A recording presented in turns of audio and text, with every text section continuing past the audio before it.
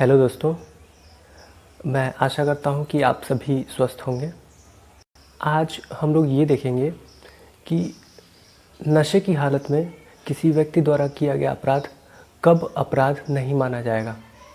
यानी आज हम लोग आईपीसी के चैप्टर 4 के जनरल एक्सेप्शंस के सेक्शन 85 और 86 की बात करेंगे। सेक्शन 85 और 86 पढ़ने से पहले मैं आप लोगों से एक रिक्वेस्ट करना चाहता हूँ कि इंटॉक्सिकेशन को पढ़ने से पहले आपको अनसाउंडनेस ऑफ माइंड के बारे में पता होना चाहिए, यानी आपको सेक्शन 84 के बारे में पता होना चाहिए। तो सेक्शन 84 के वीडियो का लिंक मैंने डिस्क्रिप्शन में दे रखा है, तो आप सबसे पहले सेक्शन 84 को वहाँ से पढ़ लीजिए। उसके बाद से आप इंटॉक्सिकेशन को पढ़ेंगे तो आपको पूरा समझ में आएगा। तो चलिए शुरू करते हैं। Section 85 Act of a person incapable of judgment by reason of intoxication caused against his will.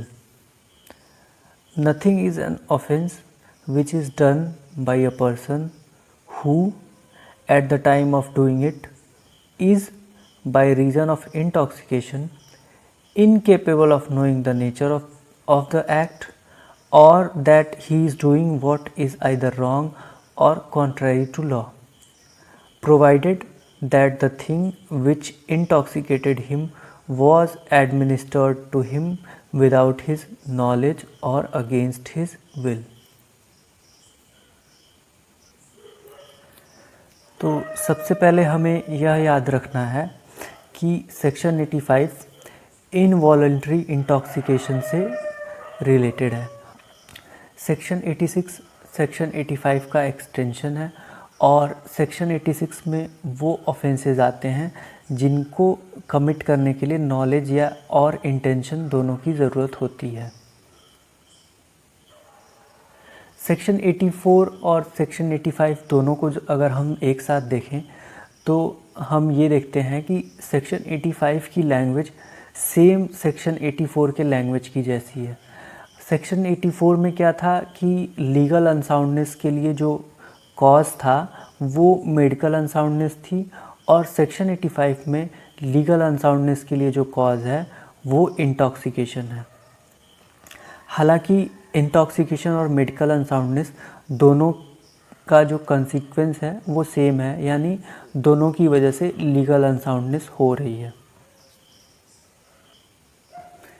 इसलिए सेक्शन 84 की तरह सेक्शन 85 में भी हमें सबसे पहले उस लीगल अनसाउंडनेस के सोर्स को प्रूव करना होगा, यानी यहाँ पे हमें इंटॉक्सिकेशन को प्रूव करना होगा। सेक्शन 84 में हमें सबसे पहले मेडिकल अनसाउंडनेस को प्रूव करना था, तो यहाँ पे हमें इंटॉक्सिकेशन को प्रूव करना है। और इंटॉक्सिकेशन क्या प्रूव करना है कि जो इंटॉक्सिकेशन था वो इनवॉलंटरी था, यानी इंटॉक्सिकेशन उस अक्यूज्ड के विल के अगेंस्ट था, उसकी इच्छा के विरुद्ध था, या फिर उसको उस इंटॉक्सिकेशन का कोई नॉलेज नहीं था। अब जब अक्यूज्ड ये प्रूव कर लेगा कि वहाँ पे उसके साथ इनवॉलंटरी इंटॉक्सिकेशन सबसे पहले हुआ, उस इनवॉलंटरी इंटॉक्सिकेशन की वजह से उस समय जो उसने वो ऑफेंस किया उस ऑफेंस के नेचर को वो समझने में इनकेपेबल था, या फिर वो ये समझने में इनकेपेबल था कि वो जो कर रहा है वो मॉरल रॉन्ग है और लीगल रॉन्ग है। इस तरह से सेक्शन 85 को सम अप करते हुए हम कह सकते हैं कि कोई भी ऑफेंस नहीं माना जाएगा और उस पर्सन को डिफेंस सेक्शन 85 का मिलेगा अगर वो पर्सन उसने ऑफेंस किया है और उस ऑफेंस को करते समय वो इंटॉक्सिकेटेड स्टेट ऑफ माइंड में रहा हो, उसके बाद वो इंटॉक्सिकेशन जो है वो इनवॉलंटरी रहा हो, और उस इनवॉलंटरी इंटॉक्सिकेशन की वजह से वो पर्सन इनकेपेबल है। क्या इनकेपेबल है? तो वो incapable of knowing the nature of the act है। वो यह जानने में असमर्थ है कि जो वो ऑफेंस कर रहा है या फिर जो वो एक्ट कर रहा है उसका परिणाम क्या होगा, या फिर वो यह जानने में असमर्थ है कि वो जो कर रहा है वो मॉरल रॉन्ग है और साथ ही साथ वो लीगल रॉन्ग है। यहाँ पे भी और को एंड की तरह पढ़ेंगे। अब सेक्शन 86 को बेयर एक्ट से पढ़ लेते हैं।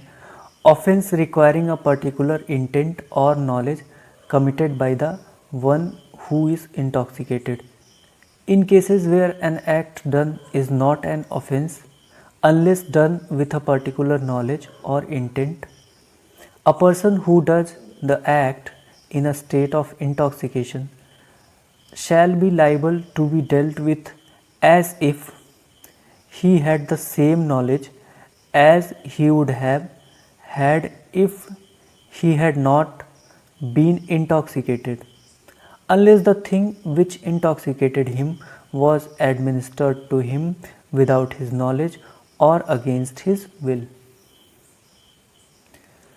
तो सेक्शन 86 के बारे में सबसे पहले दो बातें जान लेनी चाहिए। पहली बात तो ये कि ये एक जनरल एक्सेप्शन नहीं है, या इस सेक्शन में कोई डिफेंस नहीं मिलता है। और दूसरी बात ये कि ये इंटॉक्सिकेशन, इसमें जो इंटॉक्सिकेशन है वो वॉलंटरी इंटॉक्सिकेशन है। ये सेक्शन एक प्रिजम्पशन के बारे में बात करता है, और वो प्रिजम्पशन कब होगा उसके बारे में चलिए देखते हैं। तो अगर एक पर्सन ने ऑफेंस कमिट किया है और ऑफेंस को कमिट करते समय वो इंटॉक्सिकेटेड स्टेट ऑफ माइंड में रहा है, और जो ऑफेंस उसने कमिट किया है उस ऑफेंस का नेचर ऐसा है कि उस ऑफेंस को करने के लिए एक पर्टिकुलर नॉलेज या इंटेंशन की ज़रूरत पड़ेगी। तो जब प्रोसिक्यूशन उस ऑफेंस को प्रूव करने जाएगा तो उसको उस ऑफेंस को प्रूव करने के लिए सबसे पहले नॉलेज या इंटेंशन को प्रूव करना पड़ेगा। यानी प्रोसिक्यूशन को ये बताना पड़ेगा कि अक्यूज्ड के पास पर्टिकुलर नॉलेज या इंटेंशन थी जिसकी वजह से उसने वो ऑफेंस किया है। लेकिन प्रोसिक्यूशन यह प्रूव नहीं कर पाएगा कि अक्यूज्ड के पास पर्टिकुलर नॉलेज या इंटेंशन थी, क्योंकि अक्यूज्ड एक इंटॉक्सिकेटेड स्टेट ऑफ माइंड में था। अब यह इस्टेब्लिश करने के लिए कि ऑफेंस हुआ है, यह प्रूव करना बहुत ज़रूरी है कि अक्यूज्ड के पास उस ऑफेंस को करने के लिए नॉलेज या इंटेंशन थी।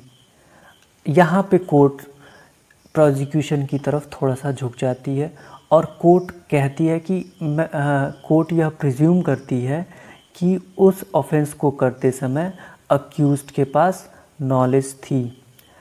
हालांकि यहाँ पे कोर्ट जो है वो इंटेंशन को प्रिज्यूम नहीं करेगी, क्योंकि इंटेंशन जो है वो हाईएस्ट डिग्री ऑफ मेंस रिया होता है। इंटेंशन को हमेशा प्रूव किया जाता है, इंटेंशन को प्रिज्यूम नहीं किया जा सकता। इसलिए कोर्ट केवल लोअर डिग्री ऑफ नॉलेज को ही प्रिज्यूम करेगी। इस तरह से सेक्शन 86 को भी समअप करते हुए हम कह सकते हैं कि सेक्शन 86 वहीं पे अप्लाई होगा जहाँ पे इंटॉक्सिकेशन वॉलंटरी था और जो ऑफेंस अक्यूज ने किया है वो ऑफेंस ऐसा था कि उसको करने के लिए नॉलेज या इंटेंशन की ज़रूरत होती है।